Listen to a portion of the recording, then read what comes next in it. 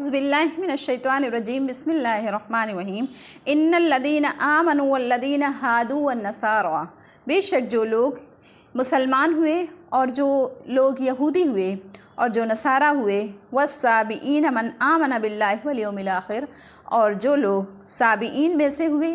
تو ان میں سے جو لوگ بھی اللہ پر ایمان لائے، والیوم الآخر اور قیامت کے دن پر ایمان لائے، وعامل صالحا فلہم اجرہم عند ربہم، اور وہ نیک اعمال کریں تو ان کا اجر ان کے رب کے پاس ہوگا، ولا خوف علیہم ولا هم یحزنون، اور اس دن ان پر کوئی خوف نہیں ہوگا اور وہ غمگین نہیں ہوں گے۔ یہاں پر ایک قانون اور ایک ضابطے کا ذکر فرمایا گیا ہے کہ مسلمان ہوں، یہودی ہوں یا نصارہ ہوں یا پھر فرقہ سابئین ہوں، تو ان سب میں جو شخص بھی اللہ تعالیٰ کی ذات و صفات پر یقین رکھتا ہو اور آخرت کے دن پر یقین رکھتا ہو اور وہ اچھے اعمال بھی کرے، تو پھر قانون کے موافق ایسوں کے لیے ان کا حق ان کے پروردگار کے پاس ہوگا، اور وہاں جا کر کے کسی بھی طرح کا ان کو کوئی خوف نہیں ہوگا، کوئی اندیشہ نہیں ہوگا، اور وہ اس دن یعنی کہ حساب و کتاب کے دن وہ لوگ مغموم نہیں ہوں گے، رنجیدہ نہیں ہوں گے۔ قانون کا حاصل ظاہر ہے کہ ہمارے دربار میں کسی کو خاص نہیں کیا گیا، جو شخص بھی پوری اطاعت کے ساتھ اللہ پر ایمان رکھے، اللہ کی اطاعت کرے اور اس کا اعتقاد پوری طرح سے اللہ پر ہو، آخرت کے دن پر، قیامت پر ہو، خواہ وہ پہلے سے کیسا ہی ہو، پہلے اس نے کیسے بھی اعمال کر رکھے ہوں، لیکن جب سے وہ ایمان لے آیا اور جب سے اس نے اپنے ایمان کو درست کیا، ایمان لایا اور اس کا یقین اللہ پر ہو گیا اور آخرت کے دن پر ہو گیا، تو اس نے پہلے کیسے بھی اعمال کیے ہوں، لیکن ایمان لانے کے بعد اس کی پوری اطاعت اللہ تعالیٰ کے حکموں پر ہو ہے۔ مطلب یہ ہوا کہ جو شخص بھی مسلمان ہو جائے گا تو وہ مستحق نجات ہوگا، وہ مستحق آخرت ہوگا، یعنی کہ وہ آخرت میں نجات پا جائے گا۔ اس میں اس خیال کا جواب دیا گیا ہے، یعنی کہ ان شرارتوں کے بعد بھی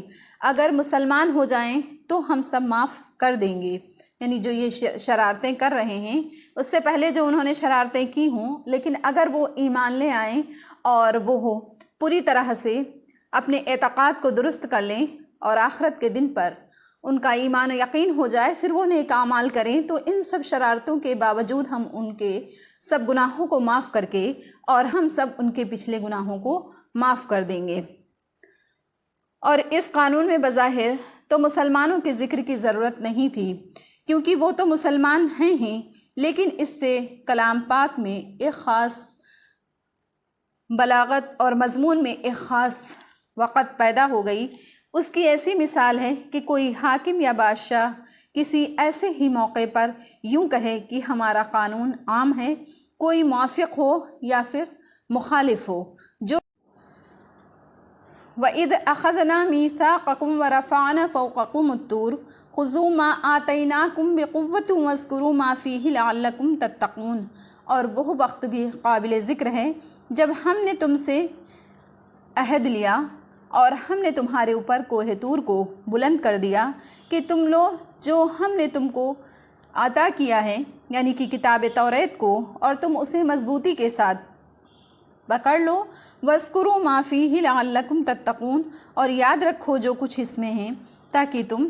اللہ تعالیٰ سے ڈرتے رہو۔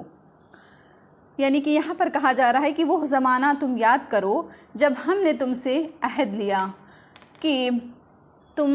تورات پر عمل کرو گے، اور اس عہد لینے کے باوجود تم نے نہیں مانا، تو ہم نے طور کو یعنی کہ تو ہم نے طور پہاڑ کو اٹھا کر تمہارے اوپر معلق کر دیا، اور اس وقت کہا کہ جلدی قبول کرو جو کتاب ہم نے تم کو دی ہے، یعنی کہ تورات، اس کو مضبوطی کے ساتھ تم پکڑ لو اور یاد رکھو جو احکام اس کتاب میں ہیں، جس سے یہ امید کی جا سکتی ہے کہ تم متقی بن جاؤ۔ جب موسیٰ علیہ السلام کو کوہ طور پر تورات عطا ہوئی اور آپ نے واپس تشریف لا کر کے اپنی قوم کو وہ کتاب دکھائی اور سنائی تو اس میں احکام ذرا سخت تھے، مگر ان لوگوں کی حالت کے مطابق ایسے ہی احکام مناسب تھے۔ تو اول تو انہوں نے یہی کہا تھا کہ جب ہم سے اللہ تعالیٰ خود کہہ دیں گے کہ یہ میری کتاب ہے تب ہم اس کو مانیں گے، جس کا قصہ اوپر گزر چکا ہے۔ غرض وہ 70 آدمی تھے جو موسیٰ علیہ السلام کے ساتھ کوہ طور پر گئے تھے۔ واپس آ کر انہوں نے گواہی دی، مگر اس شہادت میں اپنی طرف سے اتنی انہوں نے ملاوٹ کر دی کہ اللہ تعالیٰ نے آخر میں یہ فرما دیا تھا کہ تم سے جس قدر عمل ہو سکے کرنا اور جو نہ ہو سکے تو معاف ہے۔ ان کی شرارت کی وجہ سے اور کچھ احکام تھوڑا سخت ہونے کی وجہ سے اور کچھ انہیں یہ بہانہ مل گیا تو اس کا بہانہ لگا کر کے غرض انہوں نے یہ صاف ہی کہہ دیا کہ ہم سے تو اس کتاب پر عمل ہو ہی نہیں سکتا۔ اللہ تعالیٰ نے فرشتوں کو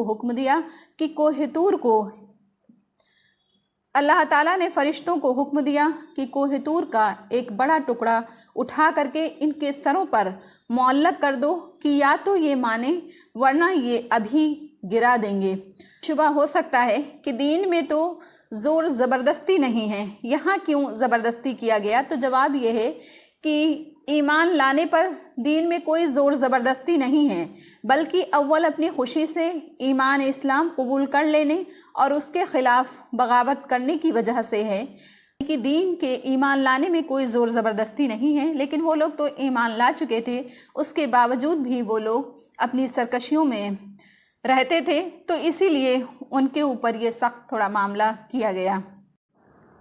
ثم تولیتم من بعد ذلک، پھر اس کے باوجود بھی تم لوگ پھر گئے۔ فلولا فضل اللہ علیکم ورحمتہ لکنتم من الخاسرین، اور اگر تم پر اللہ کا فضل نہ ہوتا اور اس کی رحمت نہیں ہوتی تو تم لوگ ضرور تباہ برباد ہو جاتے۔ یعنی کہ اس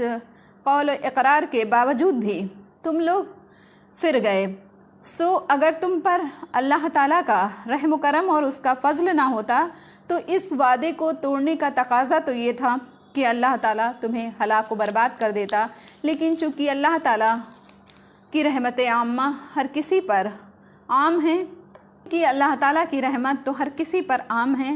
اللہ کی رحمت عامہ دنیا میں مومن کافر سبھی لوگوں پر ہے، جس کا اثر عافیت اور دنیاوی راحت ہے۔ رحمت خاصہ کا ظہور آخرت میں ہوگا، جس کا اثر نجات اور اللہ تعالیٰ کا قرب ہے۔ بظاہر اس آیت کے جز اور آخر کے مخاطب وہ یہودی ہیں جو آپ صلی اللہ علیہ وسلم کے زمانے میں موجود تھے۔ چونکہ حضور اکرم صلی اللہ علیہ وسلم پر ایمان نہ لانا بھی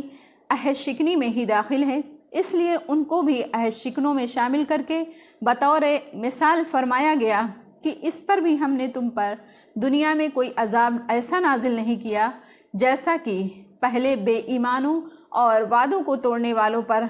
ہوتا رہا ہے۔ یہ محض خدا تعالیٰ کی رحمت ہے، اور چونکہ اب